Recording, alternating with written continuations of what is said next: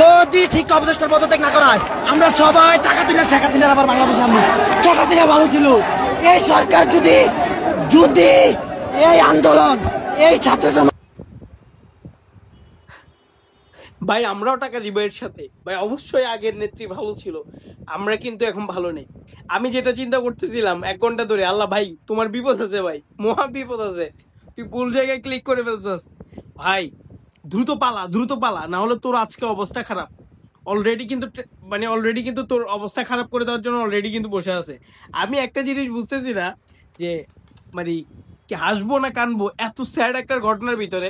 দেখেন প্রথমত যে শিক্ষার্থীদের 6টা দাবি এটা মেনে নিছে, এরপরে যে ঘটনাটা করছে এইচএসসি পরীক্ষাটা স্থগিত করছে, এরপর হচ্ছে শিক্ষা সচিবকে প্রত্যাহার করছে। এখন যারা আন্দোলন করতেছে ওইখানে যারা তালি দিচ্ছে ওরা কারা? এই দেখেন, আমি এতক্ষণ কিন্তু এটা চিন্তা করতেছিলাম যে ঘটনা এরকম কিছু একটা ঘটবে। এই ধরনের ঘটনার পরে দেখা যাচ্ছে কি আসলেই ঘটে গেল। আসলে আমরা আগে ভালো ছিলাম ভাই, আমাদের ভাই টাকা আমিও দিব ভাই, নেত্রীকে আমারও লাগবে। আগের নেত্রী ভালো ছিল, দিন শেষে এত মারামারি এগুলা নাই, দিন শেষে কথা বললে থাপ্পড়, কথা বললেই থাপ্পড়। এখন তো ওই এরকম কোনো ইয়ে নাই, অ্যাকশন নাই। সোজা কথা এখন হচ্ছে ভাই আগের নেত্রী ভালো ছিল, আমরা আগের নেত্রীকে চাই। আমি আপনার সাথে একমত, আপনি একমত তো? আপনি একমত থাকলে অবশ্যই আপনি জানাবেন।